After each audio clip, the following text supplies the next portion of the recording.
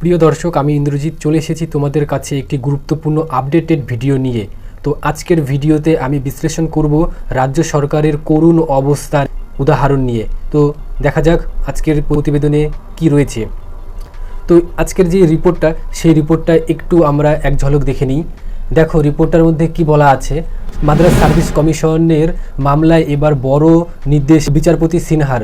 2010 সালে হয়েছিল পরীক্ষা, তবে 2024-এ এসে এখনও হয়নি ফল প্রকাশ। এই নিয়ে হাইকোর্টের মামলা করেছিলেন মাদ্রাস সার্ভিস কমিশনের গ্রুপ ডির চাকরি প্রার্থীরা। তো ব্যাপারটা কি দেখো, 2014 সালে মাদ্রাসের গ্রুপ ডির পরীক্ষাটা হয়েছিল, কিন্তু এখনও পর্যন্ত ফল প্রকাশই করতে পারেনি আমাদের অপদার্থ রাজ্য সরকার। মানে কেমন ব্যাপারটা, আমরা তো অনেকেই বলি যে রাজ্য সরকার এই কাজ করেছে সেই কাজ করেছে, কিন্তু সামান্য মাদ্রাস যে স্কুলগুলো, ওই স্কুলের গ্রুপ ডির পরীক্ষা হয়েছিল 14 সালে 2000, আর 2014 সালে কিন্তু রাজ্য সরকারও ক্ষমতা এসেছিল। দীর্ঘ 10 বছরের বেশি হয়ে যাওয়া সত্ত্বেও এখনও পর্যন্ত কেন এই সমস্ত মানুষদের ফল প্রকাশই হলো না? তো সেই দাবি উঠছে বিভিন্ন মহলে। তো ওই দাবির পরিপ্রেক্ষিতেই বিচারপতি সিনহা একটি বিচার নির্দেশ করেছেন। আরেকটি নিউজ আছে, সেই নিউজটাতে কি বলছে দেখো। মঙ্গলবার বিচারপতি অমৃতা সিনহা এজলাসে মামলা উঠেছিল। তিনি বলেন, এই পরীক্ষার ফল বার করতে 14 বছর সময় কিভাবে লাগতে পারে? কমিশন গত 14 বছর ধরে পরীক্ষার ফল প্রকাশ করতে পারল না। এটা বলার পরে এবার রাজ্য সরকারকে কেমনভাবে ধিক্কার জানাচ্ছে সেটাও এখানে বলা যাচ্ছে। কারচুপি করতে কি এত সময় লাগে প্রশ্ন করছে। আমরা জানি রাজ্য সরকার কিন্তু বিভিন্নভাবে অনেক রকমের কারচুপি করে, সেটা আমরা আগাগোড়া থেকে জেনে এসেছি। কারোর কিন্তু জানতে বাকি নাই যে কারচুপি কোনটা, কতভাবে কারচুপি সরকার করে থাকে, সবাই কম বেশি জানি। তো ওই ধিক্কারটাও আমাদের হাইকোর্টের বিচারপতি জানাচ্ছে। কিন্তু তারপরে কি বলছে, কটাক্ষ করে মন্তব্য বিচারপতির। এবার বিচারপতিরাও ধীরে ধীরে কটাক্ষ করতে কিন্তু ছাড়ছে না।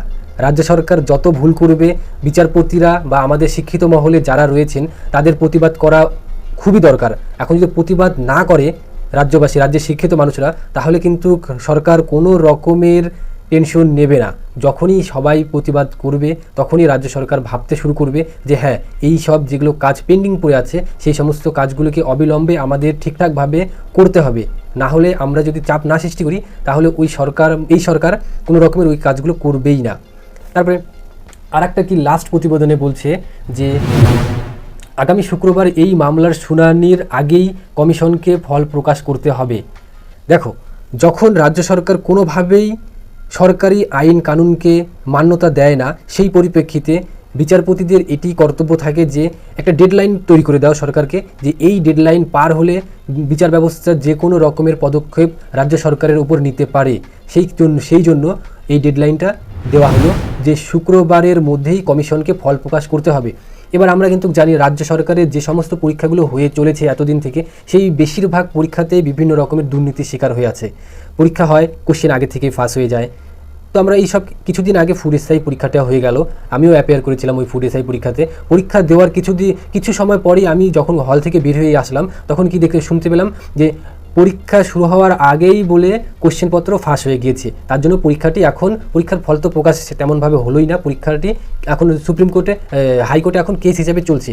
তো যে কোনো পরীক্ষা সরকার আয়োজন করে, কিন্তু পরীক্ষা এমনভাবে কারচুপি করে ফেলে, প্রশ্ন ফাঁস করে ফেলে বা কোনোভাবে ফাঁস হয়ে যায়। আমি সরকারকে বলছি না সরকারই করে, কিন্তু সরকারের আন্ডারে থাকা অনেক মানুষ আছে যারা এই সমস্ত কাজগুলোকে করে আসছে, তাদের উপর কিন্তু সরকার কোনো রকমের পদক্ষেপ নেয় না। সেই ক্ষেত্রে ওরাও এই সমস্ত কাজগুলো করার জন্য যথাযথ অনুপ্রেরণা পেয়ে আসছে এতদিন থেকে। তার জন্য ওই সমস্ত কাজ তো ওরা করছেই আর করেও আসছে।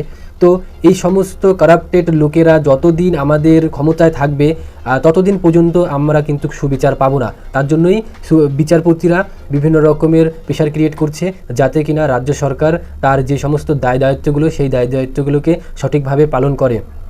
আজকের প্রতিবেদনে এটুকুই। যদি এই প্রতিবেদনটি ভালো লেগে থাকে তাহলে একটা লাইক করে দেবেন, আর চ্যানেলটা নতুন একটা সাবস্ক্রাইব করে দেবেন। দেখা হচ্ছে পরবর্তী নতুন একটি ভিডিওতে। তত সময় পর্যন্ত ভালো থাকবেন, সুস্থ থাকবেন।